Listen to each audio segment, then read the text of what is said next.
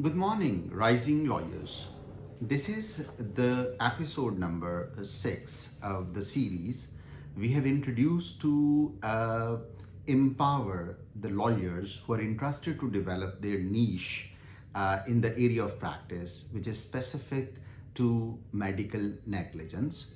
And that is to provide legal services to healthcare providers, I mean, doctors, consultants, professors working as physicians or surgeons, and to provide legal guidance to healthcare establishments.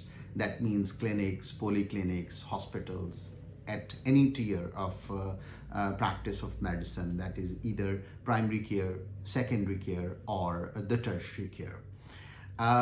In this series, so far, we have covered 5 parts. This is part number 6.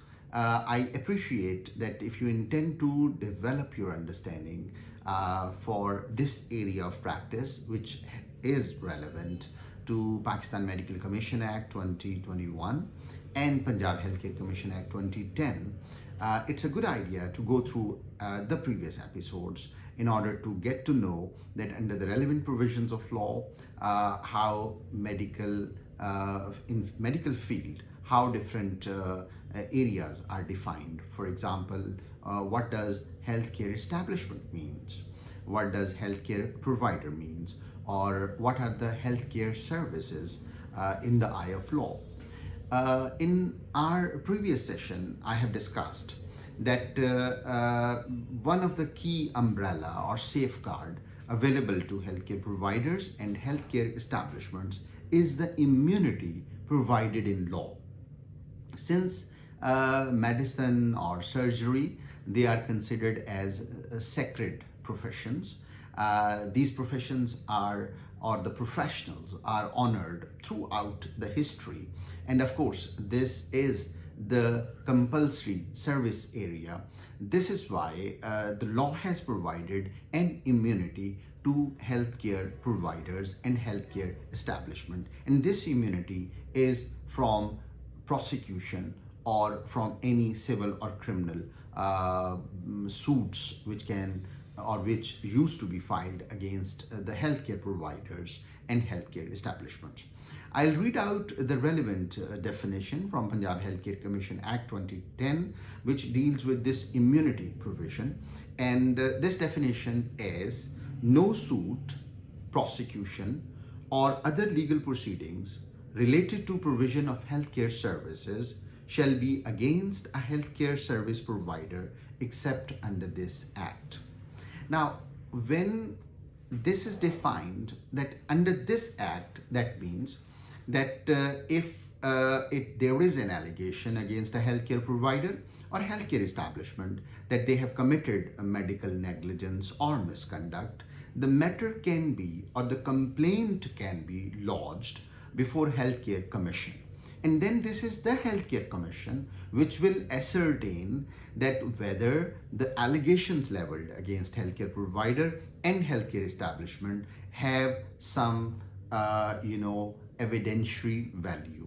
And after determining or after substantiating that yes, a wrong is committed, or yes, a medical negligence is committed, which is of grave nature and which can be brought within the mischief of criminal law or the civil law, then of course the matter can be referred to the relevant authority. But this referral has to be from Punjab Healthcare Commission, not from any other authority or law enforcement agency. This is why in forthcoming episodes we will discuss the precedents, the judgments rendered by Honorable High Courts and rendered by Honorable Supreme Court, wherein when an FIR was lodged against a healthcare provider or healthcare establishment was seized by the district governments, the courts took the matter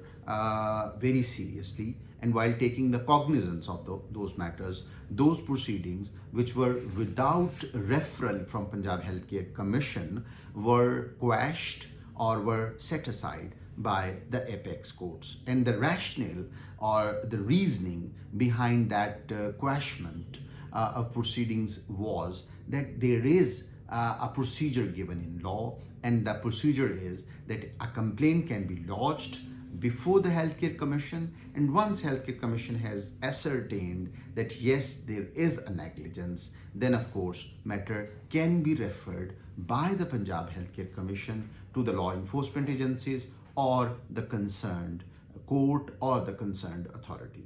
With these words, let me conclude this session, and in next session we will discuss another important facet, and that is that this immunity, how this immunity can be availed by healthcare provider or healthcare establishment, because this is not for granted that without fulfilling certain criteria a doctor or healthcare establishment is immune. So we will discuss that requirement, that criterion which can make immune to a healthcare provider or healthcare establishment from any legal proceedings. Have a blessed day. Allah Hafiz.